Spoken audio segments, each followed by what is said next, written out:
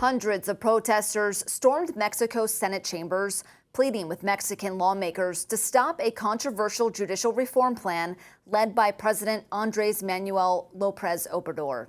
In spite of calls from citizens and international leaders, Mexico's Senate voted Wednesday to overhaul the country's justice system. The approval clears the way for a controversial constitutional revision, forcing all judges, including those on the Supreme Court, to run for election. The legislation must now be ratified by the legislatures in at least 17 of the country's 32 states. López Obrador, who has ignored courts in the past, says the plan cracks down on corruption by making it easier to punish judges. President-elect Claudia Sheinbaum, a López Obrador protege, endorsed the overhaul, claiming it will strengthen the delivery of justice in this country.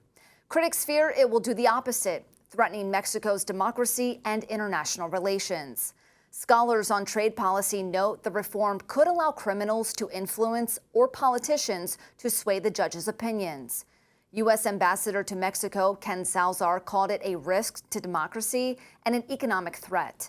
And the change scared investors who have threatened to pull out of Mexico on the grounds it violates the U.S.-Mexico-Canada agreement. They claim politicizing the court would jeopardize resolving international trade disputes, adding the changes would dismantle the country's antitrust agency and other protections.